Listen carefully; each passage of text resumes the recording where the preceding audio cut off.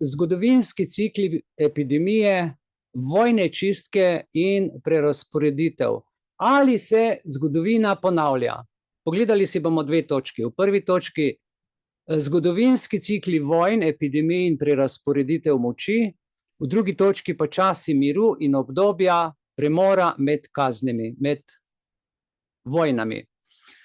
Zgodovina človeštva, dragi prijatelji, je prepletena z različnimi obdobji, krizami, ki se ponavljajo nekako v ciklih, in vsak cikl prinaša svetovne vojne, epidemije, čistke narodov ter prerazporeditev ozemelj in bogatstva. In ti dogodki oblikujejo politično, družbeno in ekonomsko usodo človeštva, pri čemer se pogosto ponavljajo podobni vzorci. In v tem večeru, nocoj, v tem razmišljanju bomo preučili ali pa nakazali ključne zgodovinske dogodke, jih analizirali v kontekstu sodobnih kriz, ob tem pa izračunali nekako obdobja relativnega miru, ki so sledila tem velikim dogodkom. No, gremo k prvi točki, k ciklom vojn, epidemij in pa ozemeljskih prerazporeditev moči. Zgolj za informacijo, torej zgodovinski dogodki, kot so svetovne vojne, pandemije, politične spremembe, sledijo določenim vzorcem, ki imajo skupne značilnosti, ki jih lahko prepoznamo. Po velikih krizah pogosto pride do obdobij relativnega miru, preden nastopi neka nova svetovna katastrofa. V preteklih stoletjih so ti cikli nekako romali, kot sem že v uvodu povedal, med 20 in 50 let. Ampak gremo malo globlje pogledati vso zgodovino. Podali se bomo v 14. stoletje, v turška osvajanja, ki je eden ključnih trenutkov, ki so oblikovali takrat v tistem času, temu se reče temni srednji vek, politični svet. To so bila turška osvajanja v obdobju od 14. do 17. stoletja. Osmansko cesarstvo je pod vodstvom različnih sultanov širilo svoj vpliv čez jugovzhodno Evropo, Severno Afriko in Bližnji vzhod. In sultani, kot je bil Sulejman Veličastni, ki je živel od 1520 do 1566, so dosegli vrhunec osmanske moči. In ta osvajanja so povzročila spremembe v etničnih sestavah regij, česar so bili priča tudi v vzhodni Evropi, kjer so pogosto izvajali prisilno naseljevanje in spremenili kompletno demografsko sestavo in sliko ozemelj. Osmansko cesarstvo je s tem neposredno vplivalo na oblikovanje sodobnih meja in narodnih identitet v širši svetovni regiji. Potem imamo naprej Napoleonove vojne. In to je zanimivo, ker je ravno 100 let in več, 200 let, od tega, se pravi od 1803 do 1815 leta. Slabih 200 let. Po turških osvajanjih so Napoleonove vojne predstavljali ključni prelom v evropski zgodovini. Napoleon Bonaparte je s svojimi vojnami povzročil velike spremembe v političnem in vojaškem ravnotežju v Evropi. Po njegovem porazu pri bitki, ki nam je vsem poznana pri Waterlooju 1815. leta, pa je bilo ustanovljeno novo evropsko politično zavezništvo, torej 815. leta.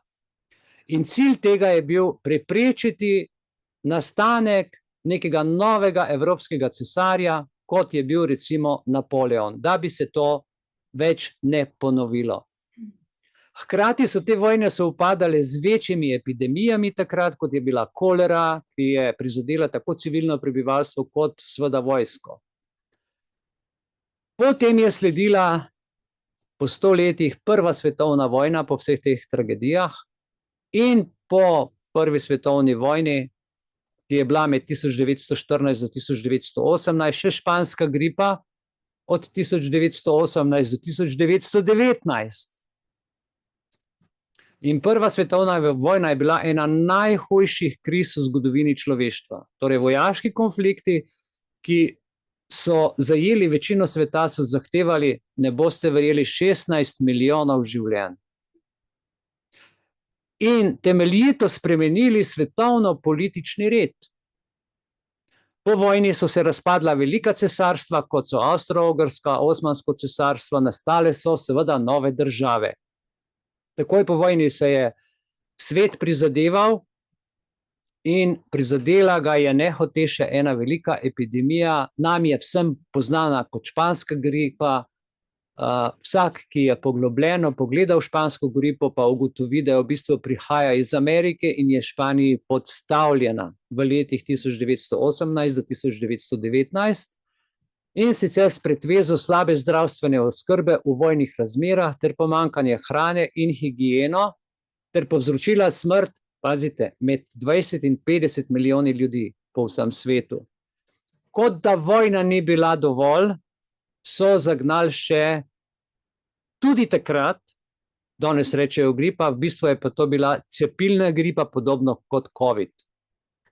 Torej, epidemija je bila, če tako rečemo, strokovno, tako kot napišejo, izjemno smrtonosna, saj je bila širitev bolezni pospešena z vojno in premiki vojaških enot ter civilnega prebivalstva. Že tako ali tako po vojni vsi izčrpani in potem seveda še ta španska gripa. Po vsem tem, po vseh teh tragedijah pa je sledila še druga svetovna vojna v ne tako oddaljenem času 20 let, 1939 do 1945, za njo pa epidemija HIV in AIDS od 1980 do 1990 leta, kar pa ni več tako daleč nazaj. No, druga svetovna vojna je prinesla še večje uničenje. Zahtevala je 60 milijonov življenj in spremenila politični, gospodarski, družbeni red po vsem svetu. Po vojni so se preoblikovale svetovne oblasti, nastale so nove države, medtem ko so številni imperiji pa začeli propadati. Hladna vojna med Združenimi državami in Sovjetsko zvezo, marsikdo se je še v živo spomni, torej jaz se jo spominjam, kot še danes živi ta strah, kaj se bo zgodilo, nenehna napetost, nenehnem strahu smo živeli, ali bo jedrska vojna ali ne bo, in to je bilo vsak večer po televiziji, po priporočilih smo poslušali, kako se je oblikovala svetovna geopolitika, medtem ko so pa druge države doživele dekolonizacijo. In v naslednjih desetletjih je svet doživel, kot smo rekli, še eno pandemijo, smo jo že omenili, HIV in AIDS v 80 letih. Tudi tega se živo spominjam in ta epidemija je povzročila smrt milijonov ljudi po vsem svetu, predvsem v Afriki. In je imela pomemben vpliv predvsem, poslušajte, na razvoj zdravstvene politike, kot test so to delali, in na družbeno ozaveščanje o varni spolnosti. Torej, zdravstveni sistemi so se morali spričo teh virusov hitro spreminjati, prilagoditi novim izzivom, vendar so bile preventivne strategije in zdravljenje še vedno zelo omejeni. Veliko ljudi pa vemo, da je umrlo, ker je bil to strup, pravijo mu pa virus. In prišli smo v današnji čas do pandemije COVID-19 v letu 2020, ki pa je katalizator za uvedbo svetovnega nadzora in katalizator za zmanjšanje prebivalstva, tako kot smo v uvodu slišali, da je šlo za killing machine, medicinski killing machine. Torej, pandemija COVID-19, ki je bila zelo intenzivna v letih 2020 do 2022, pri nas v Sloveniji se je vlekla do 2023, je bila ključni trenutek, ki je svet spremenil v zelo kratkem času. Ta globalna zdravstvena kriza je postala katalizator za uvedbo novih oblik nadzora in regulacije na svetovni ravni.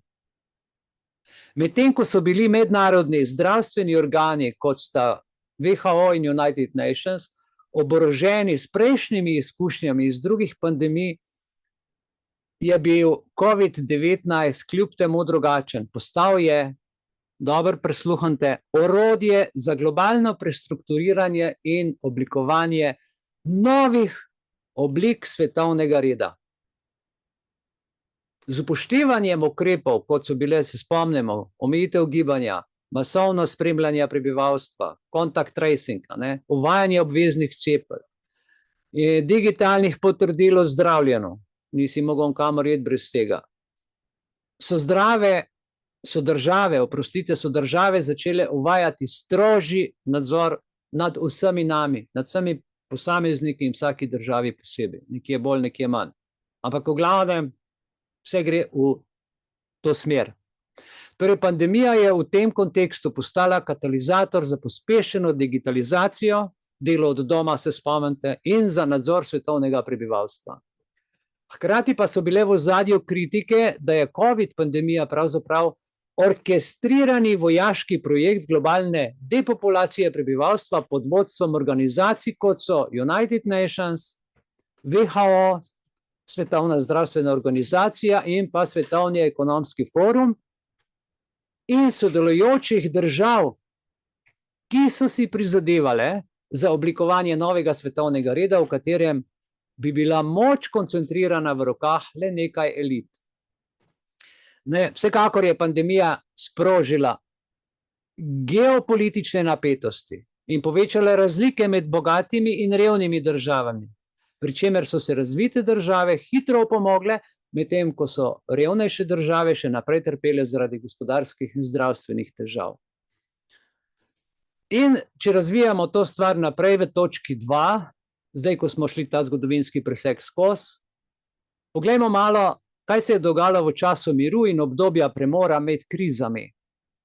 Zgodovina kaže, da po večjih krizah pogosto nastopijo obdobja relativnega miru, relaksacije, rehabilitacije, ki traja cirka od 20 do 50 let, preden pride do nove svetovne vojne ali pandemije.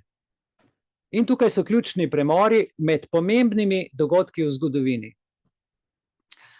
Čisto na kratko vam zaradi informacije povem, obdobje miru po Napoleonovi vojni je trajalo vse do Prve svetovne vojne do 1914, se pravi od 1815 do 1914. To je 99 let premora svetovnega. So bile seveda lokalni prepiri in lokalne, ampak svetovno.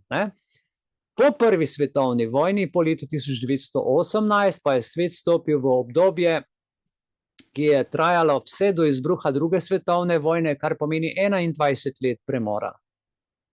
No, po Drugi svetovni vojni, po letu 1945, je svet doživel pa obdobje nemudne, takojšnje hladne vojne.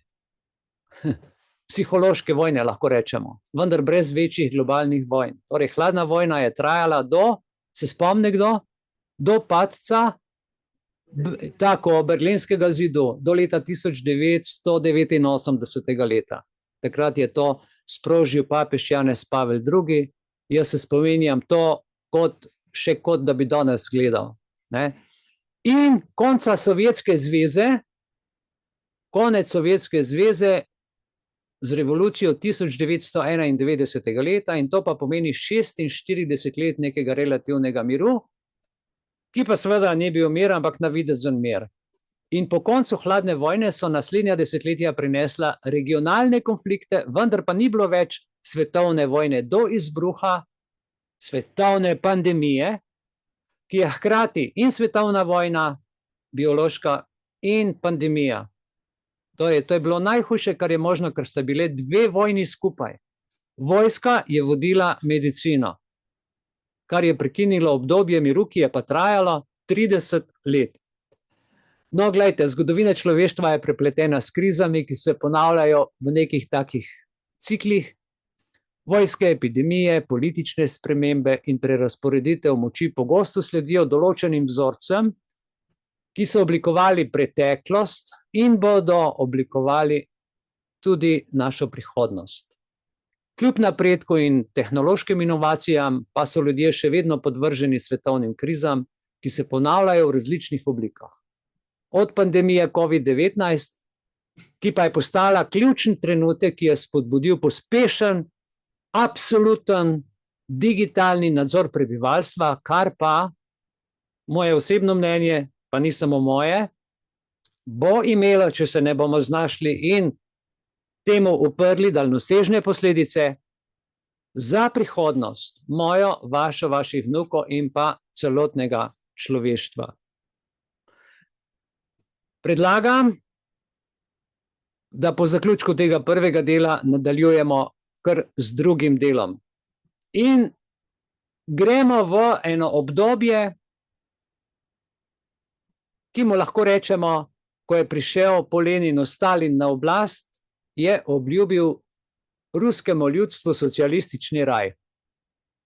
Obljubil jim je deželo, kjer se bosta cedila mleko in med. In če pogledamo današnji čas, Združeni narodi s cilji agende 2030 nam pa obljubljajo še boljše življenje. Mir, vključenost, radost, veselje, zdravje, avte na elektriko, povezanost, 15-minutna mesta, obljubljajo nam same svete lepe stvari. Torej, v zgodovini človeštva so različni voditelji s svojim politikam in idejam oblikovali smernice, ki so globoko vplivali na razvoj družb in globalnih politik. In eden od najbolj kontroverznih in hkrati najbolj vplivnih voditeljev 20. stoletja je bil Josif Stalin. Njegova vladavina je prinesla radikalne spremembe v Sovjetski zvezi takratni, vendar pa se pogosto pozablja na to, da so bile številne njegove metode, pazite, pa tudi cilji v bistvu precej podobni današnjim ciljem, ki jih je pa začrtal United Nations in pa seveda Pariški sporazum z agendo 2030. Agenda 2030, kot jo predlagajo Združeni narodi, vključuje, kot vsi vemo že, o tem smo govorili, 17 ciljev trajnostnega razvoja, katerih namen je izboljšati kakovost življenja, je zaščita okolja, odprava revščine, spodbujanje socialne pravičnosti in še bi lahko našteval 17-krat. Torej, na prvi pogled se zdi čudovitost. Ti cilji so izjemno pozitiven korak k bolj pravični družbi in k trajnostnemu svetu. Nič več nas ne more presenetiti, ker je vse trajno. Vendar pa se pogosto spregleda, da so te cilje zasnovali in spodbujali globalni elitni krogi, katerih pravi interes ni nujno v skladu z interesi širše javnosti. Nas nihče ni vprašal, če to želimo. A je tebe kdo vprašal? A je vas kdo vprašal o tem? Nihče nikogar o tem ni vprašal. To se je začelo kar odvijati in dogajati. Zdaj, če pogledamo zgodovinske prakse in cilje, ki jih je zastavil Stalin, opazimo številne vzporednice med tem in med sodobnimi agendami. Prvič, centralizacija in nadzor. To primerjamo. Stalinova vladavina je bila v veliki meri zaznamovana z absolutnim nadzorom nad gospodarstvom, mediji, izobraževalnim sistemom in celo nad vsakdanjim življenjem državljanov. In podobno je pri agendi, vsi smo priče. Agenda 2030 si prizadeva za vzpostavitev globalnega sistema nadzora nad tem, kako naj se upravljajo naravni viri, kako naj se uravnavajo svetovna gospodarstva in kako naj se spodbujajo cilji trajnostnega razvoja na vseh ravneh družbe. Povečana je regulacija, povečan je nadzor, povečani so centralizirani pristopi v okviru globalne politike, ki se vedno bolj uveljavljajo. In vse to, zakaj sem šel to raziskovati? Zaradi tega, ker me to vse bolj spominja na Stalinov sistem, v katerem je bila centralizacija moči temeljna za dosego njegovih političnih ciljev in apetitov. Stalin je postavljal ideološke cilje in s pomočjo strogega nadzora skušal oblikovati družbo, ki bi sledila tem ciljem. Agenda 2030 pa tudi s pomočjo državnih in globalnih institucij poskuša oblikovati družbo, ki naj bi sledila idealom trajnostnega razvoja. Medtem, ko Stalin ni okleval pri uporabi represije za dosego svojih ciljev, današnje vlade, podprte z globalnimi agencijami, uporabljajo bolj prefinjene, subtilne, sofisticirane psihološke metode, kot so zakonodaja, finančne spodbude, subvencije in pritiski na podjetja, ter pomoč organizacij, da se prilagodijo okoljskim in družbenim ciljem. malo po malo pritiskajo. Najprej dobiš denarčke, potem napišeš poročilo, potem moraš sprejemati vse sorte ljudi v službo in tako naprej in tako naprej. Vedno večje breme in vedno manjši izkupiček denarja, zaradi tega, ker gre vse k eliti. V obeh primerih opažamo kaj? Socialistične cilje, socialne točke, socialistične cilje. Dajmo to primerjati. Torej, Stalinov socialistični projekt je bil v osnovi usmerjen v izgradnjo socialistične družbe, socialnost, kjer je bila vsa proizvodnja in distribucija virov pod nadzorom države. To je vključevalo tudi kolektivizacijo kmetijstva, odvzem kmetijstva, seveda država je vse pobrala kmetom, potem na podlagi tega pridobljenega bogatstva industrializacijo in izgradnjo socializma na osnovi centraliziranega načrtovanja. V nekaterih pogledih vidimo spet podobnosti s Stalinovim pristopom in cilji agende 2030. Vse želijo centralno voditi, prav tako spodbujajo centralizirane in načrtovane pristope v gospodarskemu razvoju, ampak pri tem izpostavljajo kot trik trajnostni razvoj. Govorijo o trajnostnem razvoju, v ozadju je pa v bistvu odvzem vsega in centralizacija. Vključuje regulacije, stroge predpise, nadzor nad industrijami, ki so povezane z okoljskimi vprašanji. Poleg tega sta tako Stalinova kot današnja politika znotraj agende 2030 usmerjena v vzpostavitev določenega ideološkega konsenza. Govorim o ideologiji. Delaj za druge, cepi se za druge, masko za druge, vse daj za druge. Stalin je svoje cilje gradil na osnovi marksizma in leninizma, danes pa se pogosto pojavlja ideološki pristop, ki spodbuja zelene vrednote, kot so družbena odgovornost podjetij, kot obliko popolne ureditve družbenih in gospodarskih procesov. Poglejmo, kako je v smeri uporabe represije in manipulacije za ta dva sistema. Danes se uporablja drugačen jezik.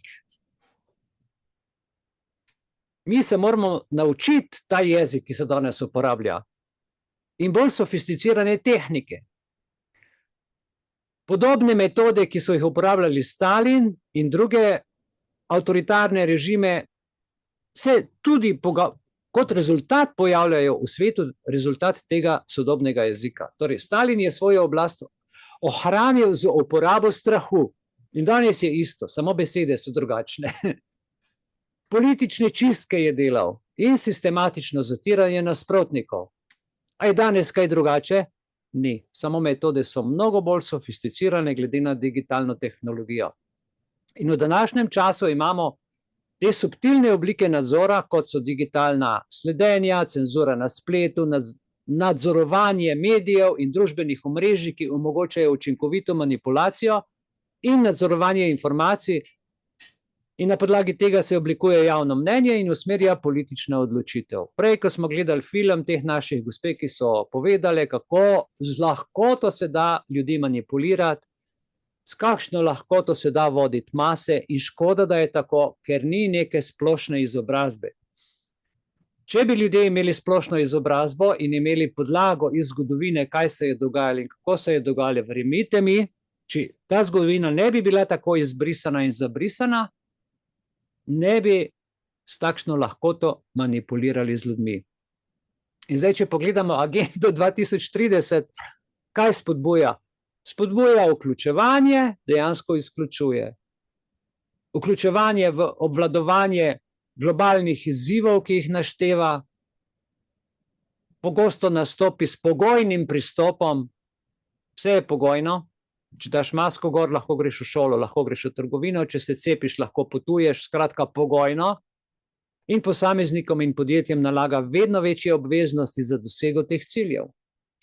Čeprav ni, bom rekel, neke neposredne represije, so pa pritiski psihološki, ki so jih deležni tisti, ki ne spoštujejo teh okoljevarstvenih standardov ali tisti, ki nasprotujejo določenim politikam, sploh niso zanemarljivi, zaradi tega, ker izgubiš službo, ali te zaprejo, ali te onemogočijo komunikacijsko, ali kako drugače. Torej, med Stalinovim pristopom k doseganju socialnih ciljev in sodobnimi cilji so, kot tisti v agendi 2030, razlike so zagotovo v metodah. Ampak samo v metodah. Je pa skupen cilj in skupna želja, po čem? Po popolnem nadzoru, po centralizaciji in preoblikovanju družbe v skladu z ideološkimi cilji, ki jih postavljajo vodilni akterji. In Stalin je svojo moč za avtoriteto zgradil na prepričanju, da ustvarimo popolno družbo s pomočjo načrtovanja in prisile. Agenda 2030 pa kljub bolj subtilnemu pristopu deli podobno idejo o globalnem nadzoru in preoblikovanju sveta v skladu z določenimi cilji trajnostnega razvoja, torej trajnostno pod nadzorom. Zgodovina nas uči, da so cilji pogosto odvisni od tistih, ki jih postavljajo, in od načinov, kako jih uresničujejo.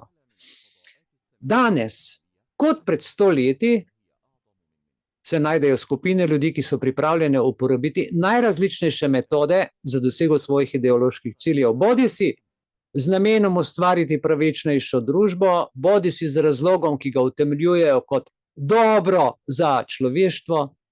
Razlika je morda samo v tem, da so metode danes bolj sofisticirane, vendar v osnovi principi, na katerih temeljijo, ostajajo presenetljivo podobni, če ne celo popolnoma enaki. In če pogledamo United Nations in podsistemske organizacije, ki jih ni malo, ogromno jih je, so kot prikrito orodje za kruto izvrševanje kršitve človekovih pravic v imenu reševanja človekovih pravic. Ter podobnosti med Stalinovo politiko in agendo 2030 v obliki ideološkega prisilnega konsenza brez konsenza. In Združeni narodi in njihove podsistemske organizacije so že desetletja v središču globalnih prizadevanj za zaščito človekovih pravic. To je njihov prvi opus. Varovanje človekovih pravic. To se pravi, divide et impera, potem pa vzpostavi človekove pravice. Vzpostavljanje miru, vzpostavljanje razvoja in zagotavljanje trajnostnih rasti. Ampak ob vsem tem se ob preučevanju delovanja teh organizacij, predvsem povezavi z agendo 2030, in če to povežemo s Stalinovimi politikami, predvsem meni, morda tudi vam, ne vem, poraja vprašanje, ali ti svetovni mehanizmi resnično delujejo v korist ljudi, ali pa so orodje za izvajanje ideološke agende, ki jo sprejemajo globalni akterji brez širšega soglasja in pogosto v nasprotju z resničnimi potrebami in pravicami ljudmi, resnično v nasprotju s tistim, kar obljubljajo in pišejo. Če pogledamo točko naprej, ideološki prisilni konsenz brez konsenza. Na videz zgleda, da smo vsi privolili, pa nihče nima informacije, kaj se bo zgodilo, in nihče ne ve. Eden od ključnih aspektov, ki povezujeta Stalinovo politiko in sodobne agende, kot je agenda 2030, je priznavanje ideologije. Ni Boga, epidemija je, virus je, tudi če ga ne vidiš, tudi če nihče ne umre, virus je, vsi morate vzeti cepivo, ker cepivo je. Se pravi konsens, ki je zgolj dogma, ideološki konsens, ki ga obe strani poskušata vzpostaviti na globalni ravni. Tako takrat Stalin in tako zdaj agenda 2030. Nobene razlike. V Stalinovi dobi so bili cilji socialističnega preoblikovanja družbe zamejeni s strogim nadzorom, politično represijo in ideološkim prisilnim konsenzom. Vse, kar ni sledilo tej liniji, je bilo obravnavano kot družbeni sovražnik, ki je moral biti odstranjen, ubit, zaprt ali preoblikovan v skladu s Stalinovimi prepričanji o tem, kaj je najbolje za narod. Kaj pa danes agenda 2030, ki jo v imenu globalnega razvoja in trajnosti promovirajo Združeni narodi in druge mednarodne organizacije? Glejte, o mnogo čem spominja na Stalinov pristop, vendar bolj subtilno, čeprav tudi tega več ne morejo skrivati. Torej, cilji trajnostnega razvoja, kot so zmanjšanje revščine, bla, bla, bla, ne? Enakost spolov, govorimo o enakosti spolov, ki je totalni nonsens, boj proti podnebnim spremembam, ki je vse, kar je pod nebom, ne? In gospodarska rast, ki je sploh v zadnje čase težko merljiva, so izjemno pozitivni, tako zaslišati, za spodbujati, vendar njihovo izvajanje vključuje pritiske na države, podkupovanje, korupcijo, na podjetja, posameznike. Samo zato, da sprejmejo ideološke usmeritve, ki so pogosto sprejete brez širokega političnega konsenza ali pa sploh brez javne podpore. Vsi zakoni v našem državnem zboru Republiki Sloveniji so sprejeti po hitrem postopku. Ljudje o tem ne vemo nič, ali pa zelo malo, če se kdo vsaj malo pozanima. V ozadju agende 2030 pa je čutiti avtoritarni pristop, kjer so določeni cilji postavljeni kot neizpodbitne resnice, ki jih je treba slediti, ne glede na dejanske politične razmere v posameznih državah. Na primer, podnebne politike in okoljski standardi, ki so del ciljev agende 2030, zahtevajo globalne ukrepe in sistemske spremembe, ki močno vplivajo na nacionalno gospodarstvo. Zakaj? Ker so globalni, ker niso nacionalni. Vse se spreminja, vse mimo želje in potreb ljudstva. Kljub temu pa številni od teh ciljev pogosto oblikujejo v okviru globalnih inštitucij brez širšega konsenza, kljub temu, da jim to povemo, da 72. člen ustave mora državni zbor sprejeti nacionalni program. Ne, oni sprejemajo globalni program. Na ravni narodov, vlad in prebivalstva, ki mora sprejeti te spremembe. Mi moramo sprejeti te spremembe. In kaj se tukaj dogaja? Tukaj se dogaja zloraba človekovih pravic pod masko zaščite.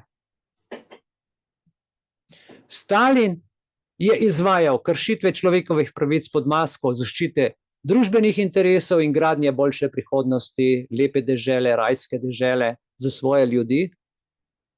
Z represijo, z množičnimi čistkami in brutalnim nadzorom je zagotavljal, da bi se njegova socialistična ideologija, njegova slika preoblikovala v družbo, ki bi izvajal potem neke dejanske človekove pravice. Ampak najprej jih mora povoziti. Družbene skupine, ki so nasprotovale njegovim politikam, so bile dobesedno uničene. Delavci in kmetje so bili prisiljeni v kolektivizacijo in gulage v delo, hkrati pa so bili mnogi zaprti in usmrčeni zaradi nasprotovanja sistemu. Samo zato, da je nekaj rekel, je bil ubit. V sodobnem svetu danes, v imenu reševanja svetovnih problemov, kot so podnebne spremembe, druga dikcija, ali svetovna revščina, izvajajo politike, ki povzročajo hudo nasprotovanje in grobe kršitve človekovih pravic. Popolnoma enako. Primer za to je zelena politika, ki gotovo vključuje, sicer jaz tega ne vem, ker nisem tle vključen, ampak slišim, vem, berem, stroge regulacije za podjetja in posameznike, ki se ne prilagajajo zahtevam trajnostnega razvoja in navodilom države in financerjev. Čeprav se te politike predstavljajo kot nujne za zaščito okolja, a veste, kaj se v praksi dogaja? Ekonomski polom, politični polom na države, na podjetja in posamezniki, ki propadajo, firme propadajo. Morajo sprejeti določene ukrepe, če jih ne sprejmejo, ne dobijo financ, ko pa to sprejmejo, propadajo. In to ogrozi temeljne pravice, kot so svoboda podjetništva, svoboda odločanja in osebna svoboda. Namreč podjetništvo, svobodno podjetništvo, odločanje o podjetništvu in osebna svoboda, če ti nekdo denar za to, recimo evropska sredstva, pozabi na to, potem boš delal, kot ti sredstva narekujejo in investitor in država in zelena agenda. ne moreš biti več kreativen. Konc zgodbe. Primere zlorabe človekovih pravic v imenu zaščite okolja vključujejo ukrepe, kot so prisilna odstranitev prebivalcev z njihovih tradicionalnih zemljišč. To se danes množično dogaja. Zaradi gradnje projektov, ne boste verjeli, obnovljive energije. Zaradi izgovora obnovljivih vetrnic cela polja, cele dežele preselijo. Vetrne elektrarne ali prisilna ekspropriacija zemljišč v imenu trajnostnega razvoja zelenih projektov. V nekaterih primerih so države, recimo Indija, sprejela zakon, ki omogoča ekspropriacijo zemljišč za razvojne projekte, ki so v skladu z agendami, kot so tisti, kot v agendi 2030 zapisani, ampak ti ukrepi so sprejeti z neko minimalno vključenostjo lokalnih skupnosti, tudi če se pritožiš, nič ne gre. Jaz imam primer, recimo Boris nam je pokazal, kako se odločajo v njegovih krajih. Na Pohorju smo priče, pa še marsikje vozijo kar po svoje, tudi če se ljudje uprejo ali povejo svoje mnenje. Ja, poslušajo, nihče nič ne reče, delajo naprej, kot da se nič ni zgodilo. Brez pristanka lokalne skupnosti, brez vprašanja. Naslednja točka je najbolj zanimiva, ki pa v okviru Združenih narodov in podsistemskih organizacij uporabljajo v bistvu s temi globalnimi organizacijami orodja za globalni nadzor. Torej Združeni narodi in njihove podsistemske organizacije, kot so Svetovna banka, Mednarodni denarni sklad IMF, Svetovna trgovinska organizacija, dvojni WTO, World Trade Organization. To so bili zasnovani vsa ta orodja z namenom spodbujanja globalnega sodelovanja. Zdaj vi meni povejte, kakšen smisel ima Svetovna banka? Kaj bom jaz, Mihajl, v Svetovni banki delal? Kaj bo Slovenija v Svetovni banki delala? Kaj bo Evropa v Svetovni banki? Kakšen smisel sploh ima Svetovna banka drugega kot nadzor nad vsemi bankami in vsem človeštvom? Ste se kdaj vprašali? In potem obljubljajo izboljšanje človeških pogojev po svetu. Veste, to so organizacije, v katerih izvajajo svoje cilje, so pogosto postale orodje za izvajanje političnih in gospodarskih interesov najmočnejših akterjev v svetu, ki pač to financirajo. Pod krinko teh organizacij. V številnih primerih so Združenih narodi in druge globalne organizacije obravnavane človekove pravice kot razvojne cilje, kot enotno agendo, ki je bila postavljena kot nujna za vse države. Zdaj tukaj povsod imate pravico to, imate pravico to, povsod imaš pravico, ko pa želiš pravico doseči, pa ni, ne? Da imaš pravico ne glede na politično, kulturno osebnost, naprimer svetovne organizacije so izvajale pritiske na države, da sprejmejo zahteve glede enakosti spolov. Imate pravico do enakosti spolov, pravico do svobode, pravico do pravilnosti, na način, ki ni v skladu ne z običaji, ne s tradicijami posameznih narodov. In se je včasih spreminjalo v obliko kulturnega imperializma. Moraš ali pa te ni. To bomo naredili, brez da te vprašamo. Ideološki in politični pritiski danes so kot nova oblika diktature. In kljub temu, da Stalin in sodobni globalni svet kot agenda 2030, ki jih zdaj ves čas že primerjamo, delujejo v različnih okvirih, v različnih časovnih obdobjih, ampak toliko podobnosti v načinu izvajanja prisilnega ideološkega konsenza, brez konsenza, kot je pri teh dveh agendah, težko najdemo kje drugje. Tako Stalin kot sodobni svetovni mehanizmi si prizadevajo za dosego določenih ciljev, pogosto ignorirajo pri tem temeljne človekove pravice posameznikov, družb, skupnosti, mest, držav, ne da bi se pošteno posvetovali s komarkoli. Kot tank čez človeka. Združeni narodi torej in druge globalne organizacije So seveda ustanovljene z dobrimi nameni. Krasno. Vendar se pa to zlorablja za politične in ekonomske cilje. To pa vsi vemo, brez da na glas povem. Pa vendar povem, bolje večkrat kot manjkrat. In to ne ustreza ne potrebam posameznih držav, ne potrebam določenih narodov, ker živimo na različnih koncih sveta, imamo različne potrebe, tudi različno okolje, različno vreme. Ne? Vse večja globalizacija in centralizacija moči, ki jo te organizacije omogočajo, pa vodi v oblikovanje nove vrste politične diktature, kjer so državna suverenost in ljudska pravica se odloča, so prepuščeni na milost in nemilost samo globalnim interesom.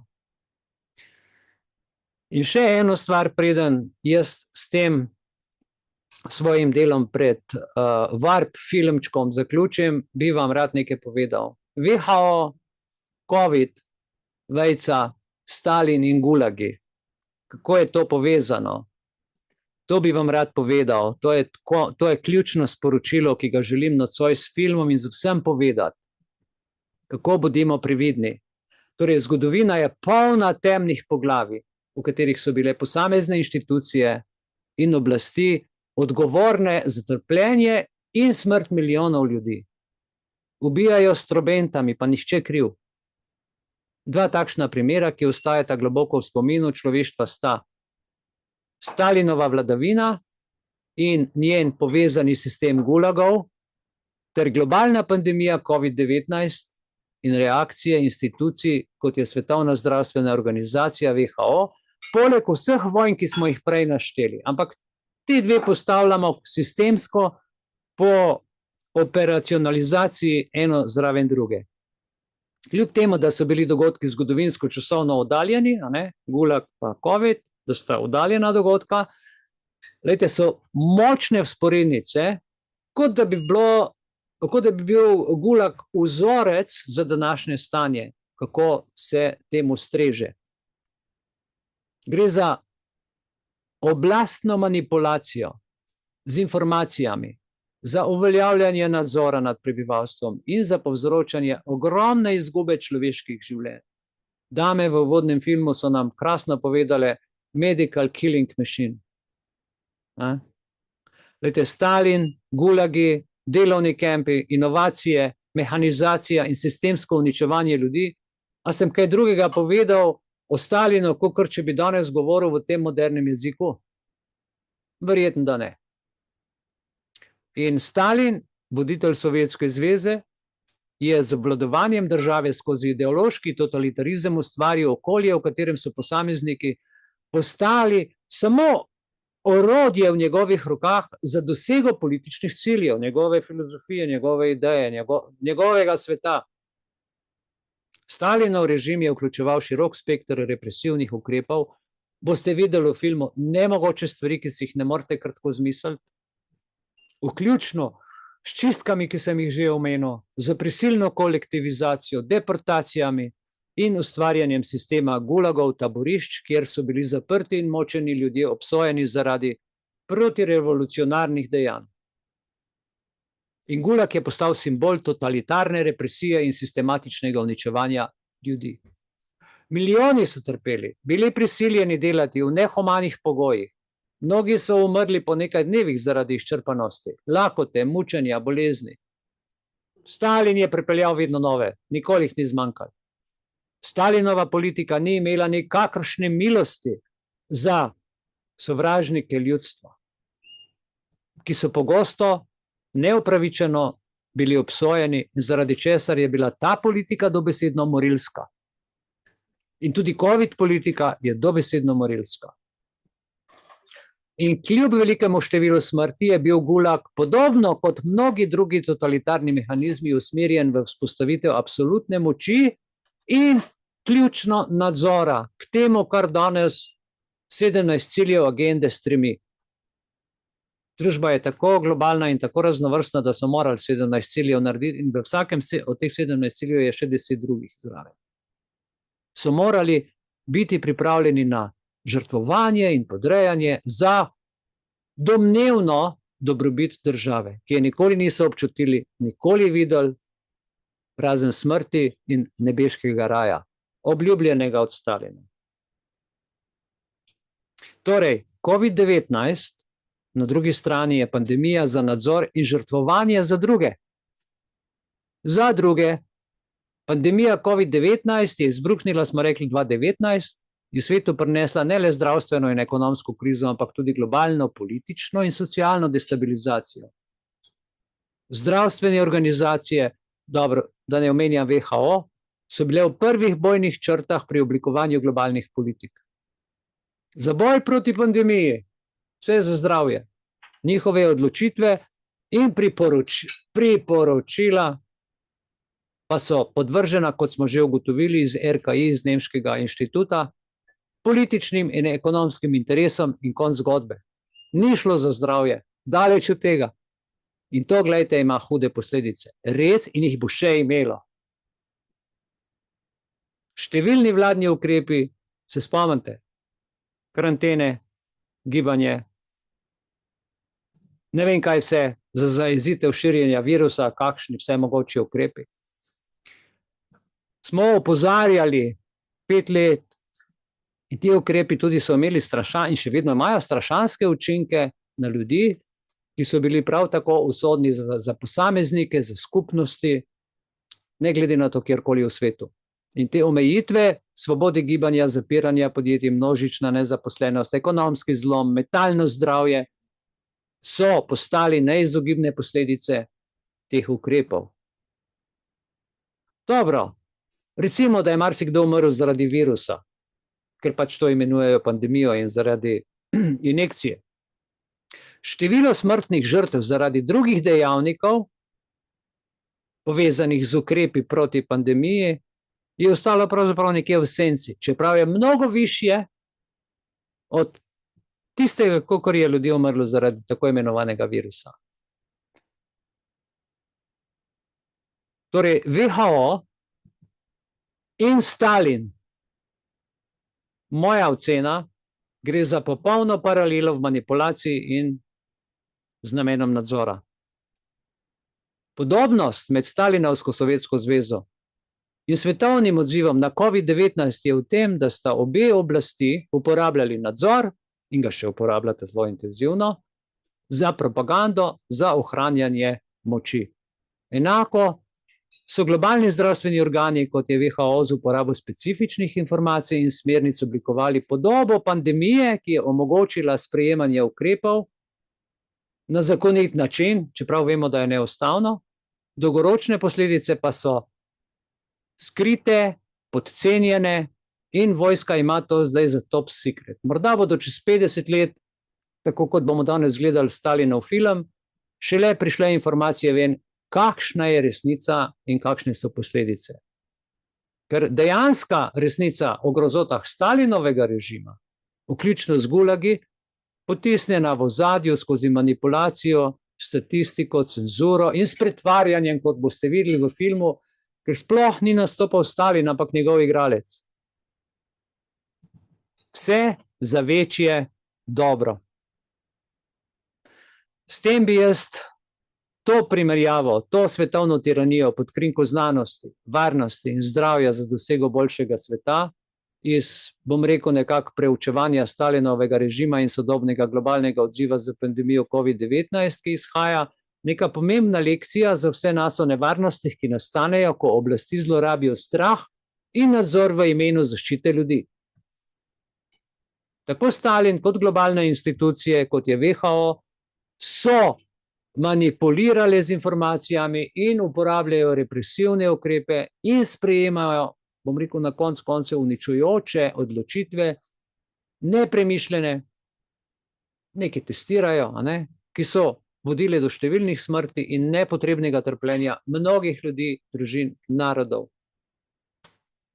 In ključna paralela med obema obdobjema je, da se je resnična škoda pogosto skrila za domnevnim dobrobitnim življenjem in za zaščito vas, v resnici pa je to bilo le orodje za politično in ideološko obvladovanje in odstranjevanje ljudi in posebnih ranljivih skupin. Toliko z moje strani nocoj. Malo sem nekako skušal to sliko predstaviti, povezati stvari, ki so bile in ki bodo še sledile. Tako da predlagam zdajle po 1 uri govora, predlagam 8 minut pauze, da se malo razmigamo in se vidimo kdaj 15 čez, 20 pa 15 minut.